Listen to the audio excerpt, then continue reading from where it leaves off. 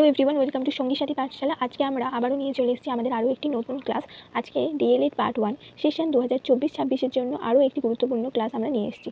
আজকে আমাদের সাবজেক্ট হচ্ছে চাইল্ড স্টাডিজ, যেটাকে আমরা CC01 বলে থাকি। আজকে আমরা চ্যাপ্টার 2 নিয়ে আলোচনা করব। এখানে শারীরিক এবং চলনের বিকাশ, ফিজিক্যাল অ্যান্ড মোটর ডেভেলপমেন্ট, এটা আমাদের 2 নম্বর ক্লাস। এর আগে আমরা 1 নম্বর ক্লাসে প্রত্যেকটা বিষয় নিয়ে আলোচনা করেছি। ডিএলএডের যে 5টা বিষয়, অবশ্যই সে কটা ক্লাস তোমরা দেখে নেবে। প্রথম প্রশ্ন রয়েছে, বৃদ্ধি কাকে বলে? বৃদ্ধি বলতে বোঝায় ধারাবাহিকভাবে অগ্রগতিমূলক পরিবর্তন। এই অগ্রগতিমূলক পরিবর্তন কথাটির অর্থ হলো সামনের দিকে এগিয়ে চলা, পশ্চাতের দিকে নয়। বৃদ্ধি একটি জীবনব্যাপী প্রক্রিয়া। মাতৃ জঠর থেকে বৃদ্ধির সূচনা ঘটে, তবে এটি একটি সময়ভিত্তিক প্রক্রিয়াও বটে। এখানে কি বলছে যে বৃদ্ধি হচ্ছে একদম শিশু যখন গর্ভাবস্থা থাকে সেই সময় থেকে বৃদ্ধি শুরু হয়, এবং এই যে বৃদ্ধি প্রক্রিয়া কিন্তু আমৃত্যু চলে। সেটা কিন্তু কখনো আমরা একটা অবস্থায় গিয়ে দেখতে পাই মানুষের যে দেহের গঠন, আকার আকৃতি, ছোট একটা বাচ্চা যখন মাতৃগর্ভ অবস্থায় থাকে সেই সময় থেকে তার মধ্যে বিকাশ ঘটে, বৃদ্ধি হয়, এবং সে একটা সময়ের পর ভূমিষ্ঠ হয়, এবং এই ভূমিষ্ঠ হওয়ার পর তার আবার বৃদ্ধি চলতে থাকে, এবং একটা সময়ের পর যখন মানুষ প্রাপ্তবয়স্ক হয় তখন তার বৃদ্ধিটা কিন্তু আর আমরা সেভাবে লক্ষ্য করতে পারি না। তার আকার আয়তনের বৃদ্ধি কিন্তু দেখা যায় না, কিন্তু তাকে যদি তুমি লক্ষ্য করো তাহলে বৃদ্ধা অবস্থায় গিয়ে তার শরীরের গঠন ইত্যাদি অনেক পরিবর্তন লক্ষ্য করা যায়। সেই জন্য আমরা কি বলছি, বৃদ্ধি একটি ধারাবাহিক এবং অগ্রগতিমূলক পরিবর্তন। অগ্রগতি কথার অর্থ হচ্ছে সামনের দিকে এগিয়ে চলে, পিছনের দিকে যাবে না, আর এটি একটি জীবনব্যাপী প্রক্রিয়া। পরের প্রশ্ন, 2 নম্বর প্রশ্ন, খুব গুরুত্বপূর্ণ প্রশ্ন। কি বলছে, পরিণমন বলতে কি বোঝো, অথবা পরিণমন কাকে বলে? মনোবিজ্ঞানী স্কিনারের মত অনুযায়ী পরিণমন হলো এক বিশেষ ধরনের বিকাশ যা পরিবেশগত অবস্থার ব্যাপক তারতম্যে থাকলেও মোটামুটিভাবে একইভাবে সংঘটিত হয়। মনোবিদ কোলেসনিকের মতে জন্মগত প্রবণতাগুলি স্বাভাবিকভাবে বিকশিত হওয়ার ফলে শিশুর আচরণের গুণগত ও পরিমাণগত পরিবর্তনের প্রক্রিয়াকেই পরিণমন বলা হয়। অর্থাৎ শিশু সহজভাবে জিনগত যে বৈশিষ্ট্যগুলি নিয়ে আসে তার প্রকাশকে পরিণমন বলা হয়। 3 নম্বর প্রশ্ন হচ্ছে, শিখনে পরিণমনের গুরুত্ব কী? বিভিন্ন সমীক্ষায় দেখা গেছে উপযুক্ত পরিণমনের পূর্বে শিখন অনুশীলন যথার্থভাবে কার্যকর হয় না, যার ফলে একদিকে যেমন শিক্ষার্থী তিরস্কৃত হয়, অন্যদিকে তেমনই শিক্ষক ও শিক্ষার্থী উভয়ই হতাশাগ্রস্ত হয়ে পড়ে। আসলে পরিণমন একটি শিখনের একটি গুরুত্বপূর্ণ উপাদান। পরিণমন ব্যতীত শিখন সফলতা পায় না। যদি আজকে একটি শিশুকে 5 বছর অবস্থাতেই বা তার সূক্ষ্ম চলন দক্ষতা হিসাবে ধরো আঙুলের যে পেশিগুলো সেগুলোর যথার্থ পরিপুষ্ট হওয়ার আগে তাকে আমরা কোনো বড় রচনা লিখতে দিয়ে দিই বা তাকে একটা কঠিন আঁকা আঁকতে দিয়ে দিই, তাহলে তার পক্ষে সেটা সম্ভব হবে না করা। সেই জন্য বলছে যে পরিণমন তখন ছাড়া শিখন কিন্তু সম্ভব হয় না। পরিণমন একটা বয়সে তার পরিণমন ঘটবে, তার দেহগত যে বৈশিষ্ট্যগুলো সম্পূর্ণভাবে পরিপুষ্ট হবে, তখন তাকে সেই কাজটা করতে দিলে সে অবশ্যই পারবে। যদি একটা 5 বছরের বাচ্চাকে খুব তাড়াতাড়ি আমরা যদি ক্লাস 10-এর অঙ্ক করতে দিই তাহলে কিন্তু তার পক্ষে সম্ভব নয়, কারণ তার যে মস্তিষ্ক, তার ধারণ ক্ষমতাও একটা নির্দিষ্ট আছে সেই অনুযায়ী। 4 নম্বর প্রশ্ন, চলন বিকাশ কাকে বলে? চলন বিকাশ বলতে কী বোঝো? চলন বিকাশ হলো স্নায়ু, কেন্দ্রীয় স্নায়ু এবং মাংসপেশির সমন্বয়মূলক সক্রিয়তার ফলে দেহ বা অঙ্গ সঞ্চালন নিয়ন্ত্রণ করার ক্ষমতার বিকাশ। এই নিয়ন্ত্রণের উৎস হলো জন্মের সময় থেকে প্রতিবর্ত ক্রিয়া এবং সামগ্রিক সক্রিয়তা। যতদিন না এর বিকাশ হয় ততদিন পর্যন্ত শিশু অসহায় থাকে। তবে জন্মাবার পর প্রথম 4-5 বছরের মধ্যে শিশুর বৃহত্তর চলন দক্ষতা, যেমন হাঁটা, দৌড়ানো, সাঁতার কাটা, লাফানো ইত্যাদি কাজগুলি করতে পারে, এবং 5 বছরের পরে সূক্ষ্ম চলন দক্ষতা যেমন ধরতে শেখা, ছবি আঁকা, লিখতে শেখা ইত্যাদি সূক্ষ্ম কাজগুলি সে করতে সক্ষম হয়ে ওঠে। একটু আগে আমি বললাম যে পরিণমন ততক্ষণ সম্পূর্ণ হবে না যতক্ষণ না তার দেহের যে অঙ্গ প্রত্যঙ্গগুলো আছে সেগুলো সঠিকভাবে পরিপুষ্ট হয়ে নিজেদের কাজটা যথার্থভাবে করতে শেখে।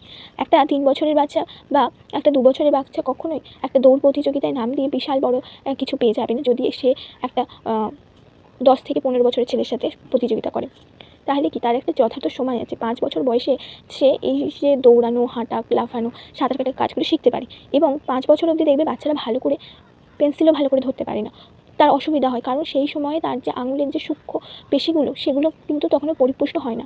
তারপর থেকে তার সূক্ষ্ম চলন দক্ষতাগুলো পরিপুষ্ট হয় এবং সে ধরতে, আঁকা জোকা করতে, লিখতে খুব ভালো করে পারে। 5 নম্বর প্রশ্ন, চলন বিকাশের কয়টি পর্যায় লক্ষ্য করা যায়, কী কী? গুরুত্বপূর্ণ প্রশ্ন, স্টার মার্কস করবে। শিশুর চলন বিকাশের দুটি পর্যায়ে অনুষ্ঠিত হয়, সামগ্রিক চলন বিকাশ এবং সূক্ষ্ম চলন বিকাশ। একেবারে অসহায় শিশুর নড়াচড়া হচ্ছে সামগ্রিক এবং বয়স বৃদ্ধির সঙ্গে সঙ্গে সুনির্দিষ্ট এবং নিয়ন্ত্রিত এবং দক্ষতায় পরিণত হওয়াটাকে আমরা সূক্ষ্ম চলন দক্ষতা বলে থাকি। সদ্যজাত শিশু থেকে শুরু করে যতক্ষণ না সে ভালোভাবে হাঁটতে চলতে শিখছে, নিজের কাজটা ঠিক করে করতে শিখছে, যতক্ষণ না তাকে কিছু বলা হলে সে সেই বিষয়টি বুঝতে পারছে, সেই অনুযায়ী কাজ করছে, ততক্ষণ তার যে নড়াচড়া কার্যক্রম তাকে আমরা সামগ্রিক চলন বলে থাকি। এবং এরপরে যখন সে সুনির্দিষ্ট এবং নিয়ন্ত্রিতভাবে সে কাজটা পরিপূর্ণরূপে করতে পারবে তখন তাকে আমরা কিন্তু বলবো সূক্ষ্ম চলন বিকাশ। 6 নম্বর প্রশ্ন, খুব গুরুত্বপূর্ণ প্রশ্ন, এটা 3টে 4টে স্টার মার্কস করে রাখবে। এটা ডিএলএডে আসে, এটা তোমাদের টেটে, সিটেটে, সব জায়গাতে এই প্রশ্নটা বারবার আসে। কি বিকাশগত প্রক্রিয়ার দুটি নিয়ম কী কী? অথবা এখানে বলতে পারে সেফালোকোডাল ও প্রক্সিমোডিস্টাল বলতে কী বোঝো? বিকাশগত প্রক্রিয়ার দুটি নিয়ম লক্ষ্য করা যায়। প্রথমটি হচ্ছে সেফালোকোডাল নিয়ম, যার অর্থ হচ্ছে মাথা থেকে পায়ের দিকে অগ্রসর হওয়া, অর্থাৎ শিশু প্রথম দিকে দেহের উপরিভাগ অর্থাৎ মাথা ঘাড় নাড়াতে সক্ষম হয়, এরপরে সে হাত এবং সর্বশেষে পায়ের চলন করতে শেখে। এখানে কি বলছেন যে একটা সদ্যজাত শিশুকে যদি তুমি দেখো, প্রথমে সে মাথাটাকে নাড়ানোর চেষ্টা করে থাকে, তার প্রথমে মাথা এবং ঘাড়ে নাড়ানোর প্রয়াস সে করে থাকে, তারপর সে হাত চালনা করে এবং সব শেষে গিয়ে সে বসতে শেখে এবং দাঁড়াতে শেখে, হাঁটতে শেখে সব শেষে। দ্বিতীয়টি হচ্ছে প্রক্সিমোডিস্টাল, অর্থাৎ কেন্দ্র থেকে ছড়িয়ে পড়া, কেন্দ্র থেকে পরিধির দিকে ছড়িয়ে পড়া, অর্থাৎ প্রথমে শিশু তার দেহের কেন্দ্রের নিকটবর্তী স্থানে অঙ্গগুলিকে প্রথমে নিয়ন্ত্রণ করতে শেখে, যেমন কাঁধ, কনুই এবং হাতের কবজি, আঙুল তারপরে আয়ত্ত করে। এর প্রথমে আবার পায়ের দিক থেকে যেমন প্রথমে হাঁটু, পরে গোড়ালি ও পায়ের পাতা নিয়ন্ত্রণ করতে সক্ষম হয়। অর্থাৎ আমরা দেখছি যে সেফালোকোডালে প্রথমে শিশুর মাথা, তারপরে হাত এবং তারপরে পায়ের চলন দক্ষতা প্রকাশ পাচ্ছে। প্রক্সিমোডিস্টালে প্রথমে শিশুর শরীরের মধ্যস্থল এবং মধ্যস্থলের থেকেই শিশুর প্রথমে হাত, কাঁধ ও তারপরে আঙুল এবং সেই অনুযায়ী মধ্যস্থল বা পেটের অন্তর্ভুক্ত অংশ প্রথমে পা, তারপরে হাঁটু এবং গোড়ালি, পায়ের পাতা ইত্যাদি চলন দক্ষতা হচ্ছে। 7 নম্বর প্রশ্ন হচ্ছে চলন দক্ষতা বলতে কী বোঝো? কনব্যাকের মতে চলন হলো সূক্ষ্ম সংযোগমূলক অবস্থা যেখানে ক্ষুদ্র ক্ষুদ্র পেশি প্রধান ভূমিকা গ্রহণ করে, এবং দক্ষতা বলতে বোঝায় স্বতঃস্ফূর্ত বা দ্রুত এবং নিখুঁত এবং বাধাহীনভাবে কোনো কাজ সম্পন্ন করা, যা একাধিক স্নায়ু এবং পেশির সম্মিলিত প্রতিক্রিয়ার ফল। এই প্রসঙ্গে হিলগার্ড বলেন, ব্যক্তি যখন কোনো কাজ সম্পন্ন করার জন্য সেই কাজ সম্পূর্ণরূপে মনোযোগ না দিয়েও অন্য কোনো চিন্তা বা কল্পনা করতে করতে, অন্যর সাথে কথা বলতে বলতেও সম্পূর্ণ কাজটি সুসম্পন্ন করে, তখন কাজটি তার অভ্যাসে পরিণত হয়েছে বলে আমরা ধরে নিই এবং সেই কাজটিতে সে দক্ষতা অর্জন করেছে। এটাকেই চলন দক্ষতা বলা হয়। ছোটোবেলায় যখন শিশু কোনো কাজ করতে শেখে তখন তাদের একটু মনোযোগের বিঘ্নিত হলে সেই কাজটা ভুল হয়ে যায়, কিন্তু যখন বয়স বাড়ার সাথে সাথে সেই কাজটা এসে দক্ষ হয়ে ওঠে, তখন সেই কাজটা করতে করতে সহজে আমরা তখন যে কোনো কাজ করে ফেলতে পারি। ধরো আমরা যখন প্রথম সাইকেল চালানো শিখি, সেই সময় মনোযোগ সামান্য বিচ্যুত হলে আমরা পড়ে যাই, কিন্তু পরবর্তীকালে এই কাজটিতে যখন আমরা দক্ষতা অর্জন করি তখন আমরা অতি সহজে যে কোনো কাজ করতে করতে সাইকেল চালাতে পারি। বিষয়টিকে আমরা চলন দক্ষতা বলছি। মনোবিদ র্যাক্সডেলের উল্লেখিত চলন দক্ষতার শিক্ষণের সুপারিশগুলি আলোচনা করো, অথবা চলন দক্ষতা বিকাশে শিক্ষক ও পিতামাতার কর্তব্যগুলি উল্লেখ করো। উত্তরে বলছে মনোবিদ র্যাক্সডেল চলন দক্ষতার শিক্ষণে কয়েকটি সুপারিশ উল্লেখ করেছেন, যা শিশুর চলন দক্ষতা বিকাশে শিক্ষক ও পিতামাতাদের গুরুত্বপূর্ণ কর্তব্য হিসাবে মনে রাখা উচিত বা গুরুত্বপূর্ণ কর্তব্য। প্রথম বলছে যে উপযুক্ত পরিবেশ ও উপাদান সরবরাহের মাধ্যমে দক্ষতা অর্জনকে উন্নত করতে হবে, অর্থাৎ এমন একটি উপযুক্ত পরিবেশ সৃষ্টি করতে হবে যা শিশুর মনের উপযোগী এবং শিশুর শিক্ষার উপযোগী, এবং তাকে শিক্ষার যথার্থ উপাদানগুলি দিতে হবে যাতে সে তার নিজের দক্ষতাগুলিকে অর্জন করতে পারে। 2 হচ্ছে সঠিক প্রশিক্ষণ দক্ষতা অর্জনে ইতিবাচক ভূমিকা দেয়। যথার্থভাবে আমরা যদি শিশুর সাথে ব্যবহার করি, তাকে শেখানোর প্রচেষ্টা করি, তার সাথে যেমন আচরণ তার থেকে পেতে চাই তেমন আচরণ তার সাথে করি, তবেই সে কিন্তু তার থেকে আমরা ইতিবাচক ভূমিকা পেতে পারব। 3 হচ্ছে দক্ষতা অর্জনে পুনরাবৃত্তি বা অনুশীলন ও অধ্যাবসায়ের প্রয়োজন। যে কোনো কাজ করতে গেলে একটি অনুশীলন দরকার, অনুশীলন না হলে সে দক্ষ হয়ে উঠতে পারবে না, সেই জন্য তাকে বারংবার প্র্যাকটিস করাতে হবে। 4 নম্বর হচ্ছে উৎসাহ, ইচ্ছা ও আত্মবিশ্বাস দক্ষতা অর্জনের পক্ষে বিশেষ প্রয়োজনীয়। সেই জন্য আমাদের প্রত্যেক সময় আমাদের বলা হয়, যখন আমরা শিশুকে দিয়ে কিছু করাবো বা শিশুর কাছ থেকে কোনো প্রশ্ন করবো, উত্তর পাবো, তাতে তাকে উৎসাহিত করতে হবে, তাতে তার আত্মবিশ্বাস বাড়বে এবং ফলে তার শিখনে ইচ্ছা বৃদ্ধি হবে। 5 নম্বর বলছে যে কোনো শিখনে উপযুক্ত পরিণমনের প্রয়োজন, তাই শিশুর পরিণমনের স্তর সম্পর্কে সজাগ থাকা উচিত। শিশুকে তার উপযুক্ত স্তর অনুযায়ী, সে যে বয়সে রয়েছে সেই বয়স অনুযায়ী সে কী কী কাজ করতে দক্ষ হবে এবং কোন কাজটি করলে সে তার আগ্রহ ইচ্ছাগুলো পরিপূর্ণ হবে, সেগুলো কিন্তু শিক্ষক এবং পিতামাতাকে বিশেষভাবে লক্ষ্য রাখতে হবে। এবং 6 নম্বর বলছে প্রশিক্ষণে ধৈর্য ও সহযোগিতার প্রয়োজন এবং অসাবধান দুর্ঘটনার জন্য বা শাস্তি শিশুর পক্ষে ক্ষতিকারক হতে পারে।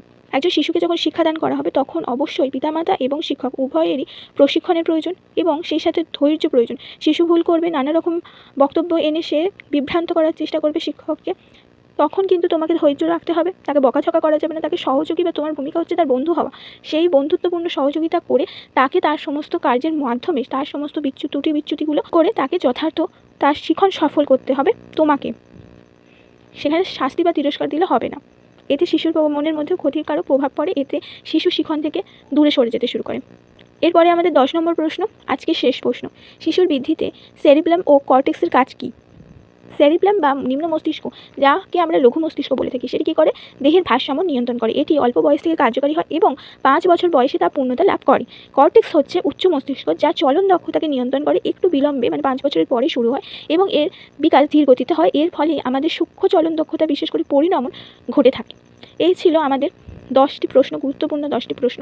এছাড়া আমরা ইতিপূর্বে এই প্রত্যেকটি subject, child studies, math, Bengali, English, EVS সবকটি সাবজেক্টের প্রথম অধ্যায়ের গুরুত্বপূর্ণ 10টা করে প্রশ্ন আলোচনা করে দিয়েছি, যেগুলো অবশ্যই চ্যানেলে ভিজিট করলে তোমরা পেয়ে যাবে। অবশ্যই তোমরা সেগুলো একবার দেখে নেবে, তাহলে তোমাদের পরীক্ষার আগে সম্পূর্ণ সিলেবাস কমপ্লিট হয়ে যাবে। আমরা খুব শীঘ্রই লেসন প্ল্যান নিয়ে আলোচনা করব, যার জন্য সেগুলো পেতে হলে এবং প্রত্যেকটা সাবজেক্ট ওয়াইজ এবং প্রত্যেকটা চ্যাপ্টার ওয়াইজ আলোচনা করবো। এছাড়া স্পেশাল নোটস থাকবে তোমাদের জন্য, বিগত বছরের প্রশ্ন উত্তর নিয়ে আলোচনা করব। সেগুলো সব পেতে হলে তোমাদেরকে অবশ্যই চ্যানেলটাকে সাবস্ক্রাইব করে রাখতে হবে। আজকের ক্লাস এখানেই সমাপ্ত, পরের দিন আমরা অন্য বিষয় নিয়ে আলোচনা করব।